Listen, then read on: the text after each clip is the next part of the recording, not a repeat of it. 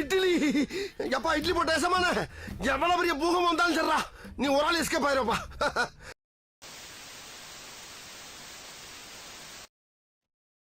சட்டசபையில நடந்த சண்டைகளும் சொல்லலாம், வாக்குவாதங்களும் சொல்லலாம், என்ன வேணாலும் எடுத்துக்கங்க. நீங்களே வாங்க பார்ட் 8 பார்க்கலாம்.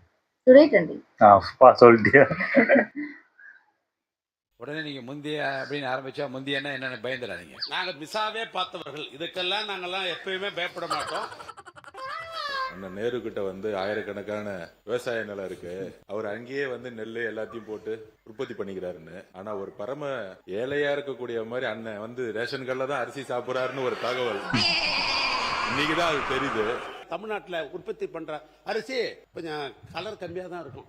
என்ன மாதிரி கொஞ்சம் கருப்பா இருக்கும், உங்களை மாதிரி சிகப்பா இருக்காது. அவனுக்கு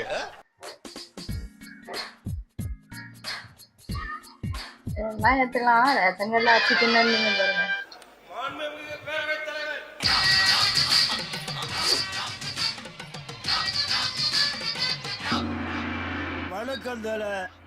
உதவி இயக்குனர் மற்றும் படகு உரிமையாளர்களுடன் ஆந்திர மாநில மீன்வளத்துறை அலுவலர்களுடன் கூட்டம் நடத்தி படகுகளை இரு மாநிலங்களுக்குடையான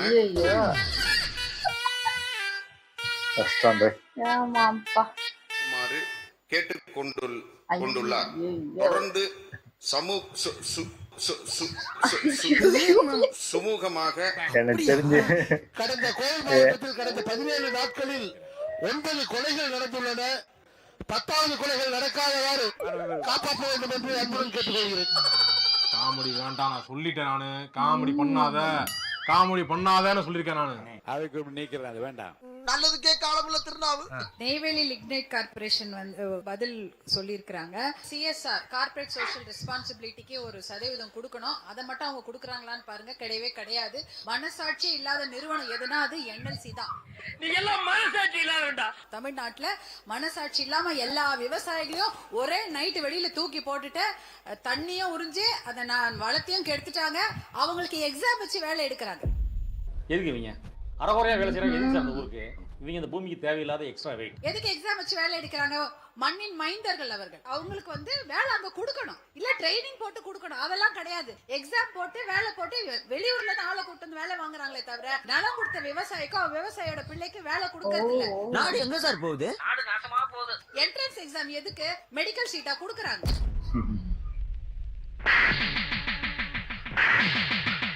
என்ட்ரன்ஸ் எக்ஸாம் கொடுத்து வேலை எடுத்துட்டு இருக்காங்க. அதனால NLC கொடுக்கற எந்த தகவலுமே அது உண்மைக்கு புறம்பான தகவலா தான் இருக்கும். அண்ணி உள்ள போட்டான் போட்டு அசிங்கமா திட்டாங்கண்ணா. ஏரியாவே ஜில்லோன்னு ஆயிடுச்சு. CSR எவ்வளவு ஃபண்ட் அவங்க செலவு பண்ணிருக்காங்கன்னு பாருங்க. அதுக்கு ஒரு கணக்கு கொடுப்பாங்க. ரோடு போட்டோம், இது பாலம் கட்டணும்னு. அது அவங்களுடைய வளாகத்துக்குள்ளதான் பண்ணிருப்பாங்களே தவிர மக்களுக்கு எதுவுமே பண்ணவே இல்லை. அதை நீங்க தெளிவுபடுத்தி. சூப்பரா மாப்ள கத்துக்க அவன்கிட்ட இருந்து. இதுக்கு தான் ஊருக்குள்ள ஒரு ஆளினார் அழகராஜா தேவைங்கிற நல்லாதான் பேசுறாங்க. முனைவர் அவர்கள் சொன்ன மாதிரி அதுக்கான கமிட்டி வந்து நீங்க கேட்ட மாதிரி நாங்க போட்டிருக்கோம். முத்தரப்பு பேச்சுவார்த்தை வந்து நடந்துகிட்டு இருக்கு. கண்டிப்பா யாருக்கும் எதிரா நாங்க நடந்துக்க மாட்டோம். NLC நிறுவனம் அந்த மாதிரி இருக்காங்க அப்படின்னா அதுக்கான நடவடிக்கை இந்த அரசாங்கம் கண்டிப்பா எடுக்கும். கண்டிப்பா. உடனே நீங்க முந்திய அப்படின்னு ஆரம்பிச்சா முந்தியன்னா என்னன்னு பயந்துடாதீங்க. பேசுகிற போது ஒரு சொற்றோட முந்தை என்று சொன்னே பயந்து விடாதீர்கள் என்று சொன்னது. அது ஏன்னு கேட்டீங்கன்னா நாங்க மிசாவே பார்த்தவர்கள், இதுக்கெல்லாம் நாங்கெல்லாம் எப்பயுமே பயப்பட மாட்டோம். 7 ரவுடி நான் பார்த்தேன்டா. சிங்கப்பூருக்கு போனவர் தானே சாரு?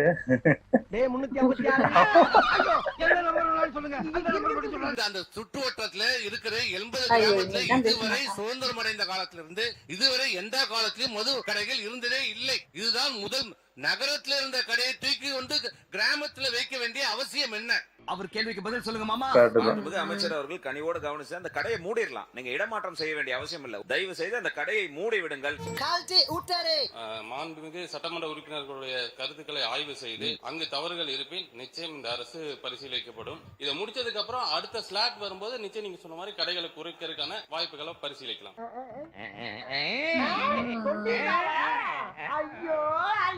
அடுத்தடுத்து வருகின்ற அனைத்து உறுப்பினர்களுக்கும் 10 நிமிடம் தான் தரப்படும். இந்த நேர கட்டுப்பாட்டை நான் உறுதியாக இருப்பேன். நிச்சயமாக நான் அனுமதிக்க மாட்டேன். வண்டி 10 நிமிஷம் நிக்கும். சரியா டைம் பாத்துக்க 10 இல்ல ரொம்ப டைம் ஆகுதுனால விவசாயத்துறை அமைச்சர் விவசாயத்துறை மானியத்துக்கு போய் சொன்னாரு, அண்ணன் நேரு கிட்ட வந்து ஆயிரக்கணக்கான விவசாய நிலம் இருக்கு, அவர் அங்கேயே வந்து நெல் எல்லாத்தையும் போட்டு உற்பத்தி பண்ணிக்கிறாருன்னு. ஆனா ஒரு பரம ஏழையா இருக்கக்கூடிய மாதிரி அண்ணன் வந்து ரேஷன் கடையில தான் அரிசி சாப்பிடுறாருன்னு ஒரு தகவல் இன்னைக்குதான் அது தெரியுது.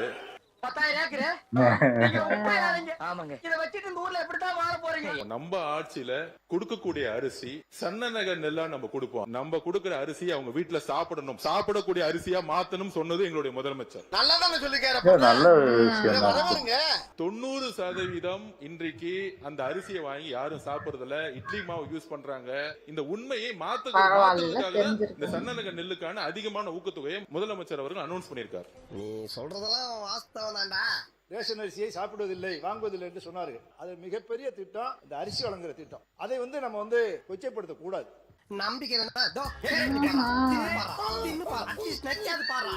நாங்கள் கொச்சைப்படுத்தவில்லை.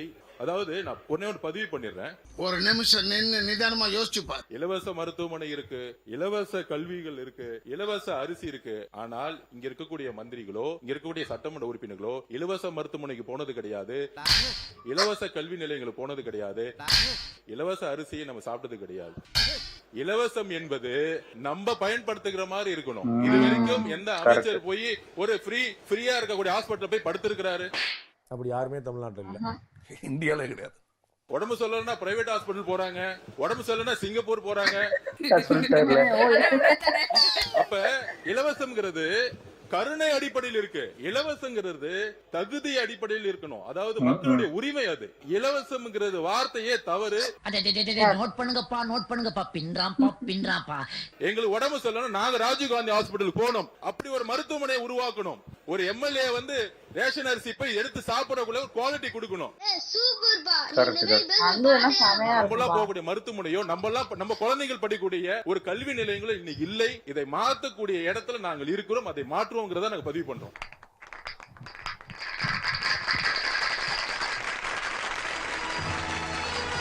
ரேஷன் அரிசிலாம் நார்மலா சாப்பிடறாங்க. தம்பி எனக்கே காது ஊத்தணும்னு நினைச்ச இங்க பாரு இறக்கிடுவேன். அப்ப உனக்கு தாலி ஆர்டர் 1 இல்ல 2. அப்ப சரி உள்ள வையா. அப்ப இருந்து நிமித்திர மணியமாவே இருக்கு. நம்ம செய்ய முடியாது. சன்னரகம் எல்லாம் அளவு அதிகமாக கிடைப்பதில்லை. எனவே சன்னரகம் தாளடி பட்டத்தில் மட்டும்தான் உருவாகும். நவரை பட்டத்தில் தாளடி சன்னரகம் போட்டால் விளைச்சல் அதிகமா வராது, விவசாயிக்கு லாபம் வராது. வெளியில இருந்து வேணா வாங்கலாம், நீங்க சன்னரகத்தை வாங்கி வேணா கொடுக்கலாமே தவிர விளைவிக்க முடியாது. If I'm not wrong, scientifically, பொதுப்பணித்துறை அமைச்சர் சொன்னார், ஆயிரக்கணக்கான ஏக்கர் நிலம் வச்சிருக்காங்க. எவ்வளவு நிலம் இருந்தாலும் சாப்பிடுறதுதான் சாப்பிட முடியும்.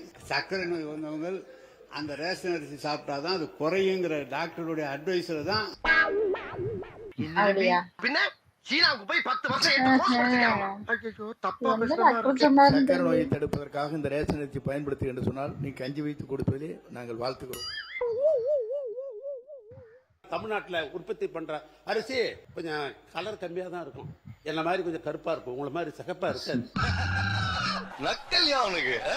ரேஷன் கடையிலே வாங்குற அத்தனை பேரும் ஆற்றுக்கும் கோழிக்கும் தான் அதை தீவனமாக பயன்படுத்தி கொண்டிருக்கிறார் என்பதுதான் நாடறிந்த உண்மை. அப்படி பச்சையா சொல்ல முடியாது. இல்ல இருக்கு நடக்குது. எங்களை போன்று ரொம்ப கஷ்டப்படுறவங்க செய்ய வேண்டும் என்று கேட்டு, உங்களை போல ஆட்சி பண்ண முடியாது. எங்களாட்சி மக்களாட்சி மன்னராட்சி இல்ல. எடுங்க எல்லாத்தையும் எடுங்க. ஒரு நாளைக்கு 900 மூட்டை எடுக்கிறாங்க. அங்க மூட்டை சாக்கு மட்டும் தான் வாங்கி தரப்படுகிறது, சணல் வாங்கி தரப்படுவதில்லை. வருடத்துக்கு ஒரு தடவை 2 கோடி ரூபாய் செலவுக்கு மேல சணல் வாங்கி கொடுக்கிறோம். அதிகாரிகள் வாங்கி தரவில்லை என்பதுதான் நாங்க போன டிபிசில எங்களுக்கு தரப்பட்ட தகவல். அவனுக்கே தெரியாது. அது எப்படி அவருக்கு தெரியாம? அப்போ 3 பேர் தான் இருக்கிறாங்க ஒரு டிபிசில. 3 பேருக்கு ஆளுக்கு ஒரு நாளைக்கு 300 மூட்டை ஏத்தி அடுக்கணும். மூட்டையை கொட்டணும், வெயிட் போடணும், சணல்ல தச்சு கொண்டு போய் அடுக்கி வைக்கணும். அதுக்கு 10 ரூபாய் தான். அப்ப என்ன பண்றாங்க, விவசாயி கிட்ட தான் அந்த காசை வாங்கிடுறாங்க. நீங்க இங்க விவசாயியும் மூட்டை தூக்குற தொழிலாளியும் பிட்டிங் அகைன்ஸ்ட் ஈச் அதர். அவனும் பாவம் ஏழை. அதனால அத ஒரு தாயிலம் கொண்டு கலையணும்னு தான் கேட்டுக்கிறோம். அதை வச்சு 4 பேருக்கு உதவணும். 4 பேருக்கு உதவே இருக்குன்னா எதுவுமே தப்பே இல்ல. இதெல்லாம் முன்னாடி பண்ணியிருந்தாங்கன்னா இப்ப அவங்க பொருளுக்கு அவங்க தான் விலை வைப்பாங்க. ஆனா விவசாயிக்கு அந்த வாய்ப்பே கிடையாது. முந்திரியில மடகாஸ்கர்ல வாங்கிட்டு வந்து உடைச்சிட்டு இருக்கிறோம். நம்ம ஊர்லயே முந்திரி காடு அவ்வளவு இருக்குது. நீங்க எப்படி மது வணிகத்துக்கு வந்து ஊழலை தடுக்கணும்ன்றதுக்காக டிபிஆர் போட்டு அவங்க போய் அதை போய் காமிச்சு வாங்குறாங்களோ அதே மாதிரி ரேஷன் கடையிலயும் பண்ணலாம். இப்ப பாமாயில் இல்லன்னு வாங்க, ஆனா இருக்கும். இல்ல எல்லா அரிசியும் வித்துருச்சுன்னு வாங்க, ஆனா கியூஆர் கோடு போட்டு வீட்டுல வாங்க முடியும்னா இதுல அப்படி பண்ணுவாங்க. நாங்க எத்தனை பேர் பெண்களுக்கு வாய்ப்பு கொடுத்தா எதிரணியில நிக்கிறவங்க ஆண்களா இருந்து ஜெயிச்சு வந்தாங்கன்னா எப்படி அந்த வாய்ப்பு கிடைக்கும்? முதலமைச்சரோட கொள்கை ஒண்ணுதான், ஊழல் இருக்கக்கூடாது, லஞ்சம் இருக்கக்கூடாது, நேர்மையான ஆட்சிங்கிறத தெளிவுபடுத்துறார். சட்டமன்ற உறுப்பினர்லாம் ஊழல் எகென்ஸ்டா தான் இருக்கணும். அதுக்காக தான் நம்ம முதலமைச்சர்கள் கார் கொடுத்திருக்காங்க, டிரைவர், பெட்ரோல் டீசல் கொடுக்குறோம். அது மட்டும் இல்லாம அசிஸ்டன்ட் 25,000 கொடுக்குறோம். என் பையனா பாஸ் பண்ண லஞ்சம் வாங்க கூடாதுதான் கொடுத்திருக்காங்க. சொல்லி வாங்கிடக்கூடாது. மட்டும்தான் ஜெண்டர் ஈக்குவாலிட்டியை பத்தி பேசிட்டு இருக்காங்க. எங்களுக்கு வந்து சட்டமே தேவையில்லாம எங்களுக்கு ஜெண்டர் ஈக்குவாலிட்டிய ஒரு ஹிஸ்டரியா எனக்கு படைச்சிட்டு இருக்கிறது தலைவர் முதலமைச்சர் அவர்கள் மட்டும்தான். உனக்கு அமையுது, எனக்கு அமையல. அமைய வைக்கணுமாமே, அமையாது. இப்ப நான் கேக்குறது, நீங்க சொல்லிருக்கிறீங்களே 5 ஏக்கராக்கு உட்பட்டது பூரா முழுமையாக தள்ளுபடி செய்யப்படும், அது உண்டாயிலான்றதான் என்னோட கேள்வி. எங்களுடைய முதலமைச்சர் சொன்னதை செய்வார், படிப்படியாக எல்லாம் சரி செய்யப்படும், சொன்னதை செய்வார்னு சொல்லிட்டோம். ஆனால் ஒரு வேகமாக விவசாயிகளுக்காக தன் உயிரையும் கொடுக்கக்கூடிய ஒரு உரையை கொடுக்கிற மாதிரி கொடுத்துக்கிட்டு இருக்காரு. ஆளுங்கட்சியா இருக்கும் பொழுது, அமைச்சரா இருக்கும் பொழுது அண்ணன் தான் விவசாயி மேல குண்ட சட்டத்தை போட்டு கைது செய்ததோ அவர்.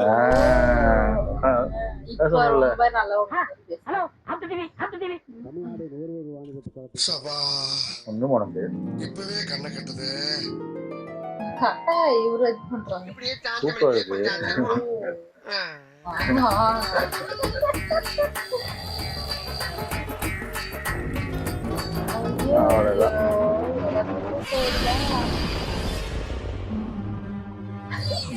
மனுஷனாவீங்க ஒரு ஈவேக்கம் இல்லாம நடந்துக்கிறாங்க.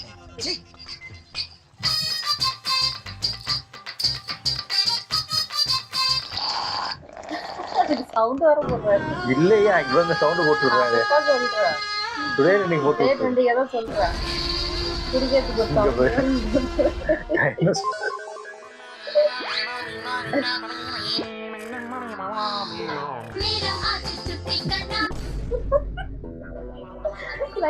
கஷ்டம்தான். ஏன் நானே அங்க இருந்தா நானும் தூங்கிருப்பேன்.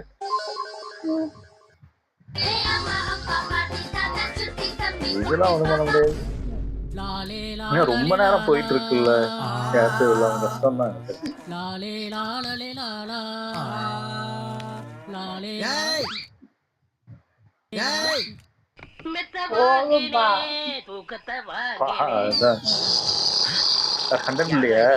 வெளியே டிராக்டர் ஓட்டுறது. டேய் சோம்பேறிகளா, எழுந்திருங்கடா. மாப்ள சாரி சாரி சாரி சாரி. ஓ தூங்காதீங்க சொல்லிருக்க முடியாது.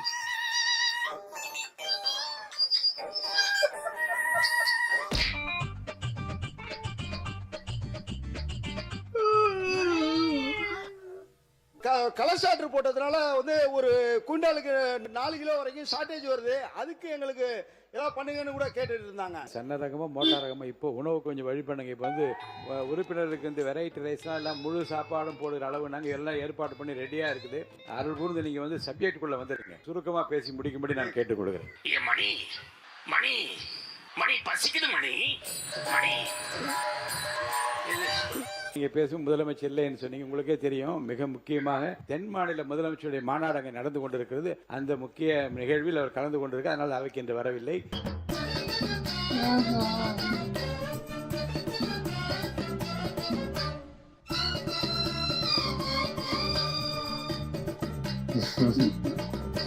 హైదరాబాద్ ఉంది, సెకండ్రాబాద్ ఎందు, గుంటూరు ఉంది, నెల్లూరు ఎందు, కడప ఉంది, మడప్ప ఎందు. ஓகேனா டீல். நல்லா இருந்துச்சு. என்னென்னவோ சொல்லி இது பண்றாங்க.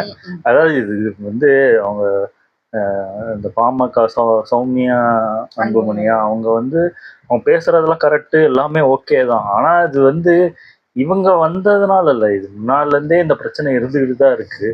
இது இப்போ வந்து இவங்க இப்போதானே வந்திருக்காங்க. எனக்கு தெரிஞ்சு எப்படியும் இதெல்லாம் சரி பண்ணுறதுக்கெலாம் உடனே சரி பண்ண முடியாது.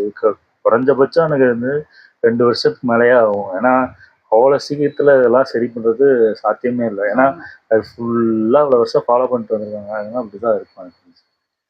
ஓகே, எங்கள் வீடியோஸ் உங்களுக்கு பிடிச்சிருந்தா லைக் பண்ணுங்கள், ஷேர் பண்ணுங்கள், கமெண்ட் பண்ணுங்கள், மறக்காம சப்ஸ்கிரைப் பண்ணுங்கள். எல்லாருக்கும்